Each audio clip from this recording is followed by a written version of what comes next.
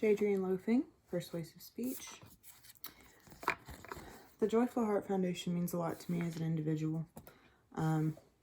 It's an organization against sexual abuse, domestic abuse, mental, physical, child abuse, anything really related to abuse. Having gone through similar experiences, I very much advocate for their organization and their dream and their mission to change the way society views these victims that come forward. I personally suffer with depression and anxiety due to my past abuse. So I'm going to explain their purpose, their significance, and why it's important to me.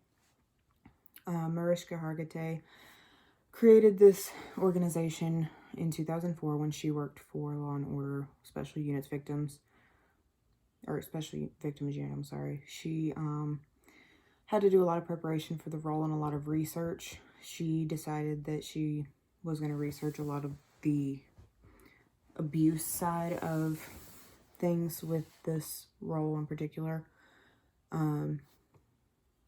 Midweek.com states that she came across a lot of unprecedented statistics and backlogged rape kit numbers that she was not fully aware of, just like any other individual. It really opened her eyes to these statistics and threw her into the development of this organization as a whole. According to the joyfulheartfoundation.org, any funding that's really set up goes to support these, the testing of the backlogged rape kits across the country. And that was one of Mariska Hargitay's goals for the foundation.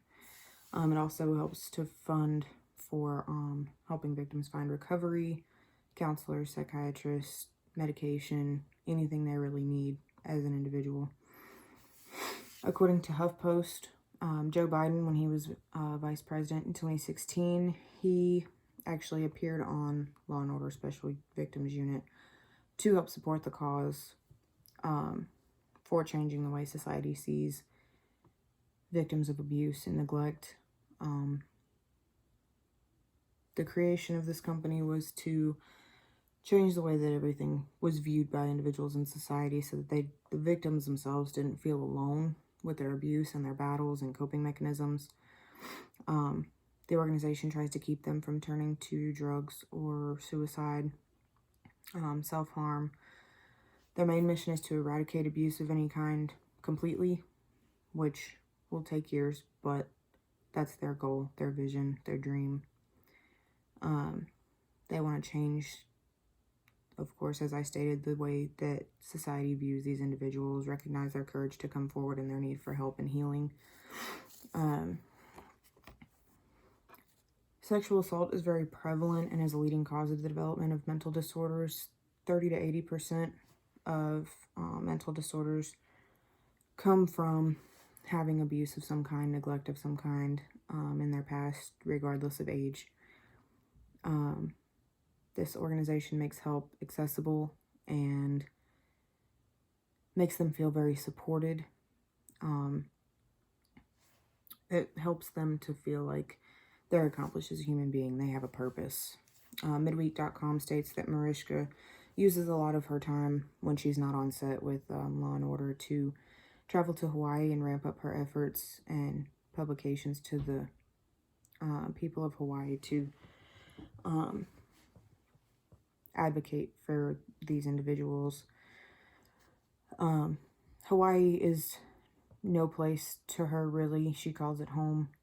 She feels very at home there. It's not family related. It's not anywhere she grew up. She was born in Los Angeles and she lives in New York now.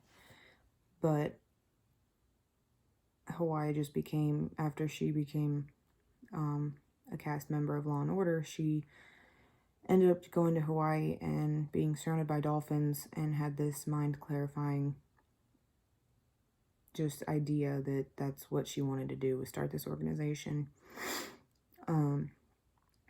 Ways you can help this organization, donation and fundraisers of any kind that benefit Joyful Heart. They go to, any money raised goes to education for the public, the programs they set up, where they travel to schools or events to talk about their program, their organization, and what they do. It also helps to support for resources for the victims, healing for the victims. Some of it goes to the retreats that victims can go on to heal their soul, body, and mind, spirit, help them cope with everything, how to recognize unhealthy coping mechanisms. Some of the money actually goes to a research project on the effectiveness of this actual retreat. That'll be released in 2020. The effects, the actual research will be released in 2020 at some point. Another way you can help is advocating for the Joyful Heart Foundation, looking up your statistics, researching everything related to abuse, printing flyers, brochures, posting them around your city, pushing for a change, opening the eyes of society for your state, your county, your city, the whole country.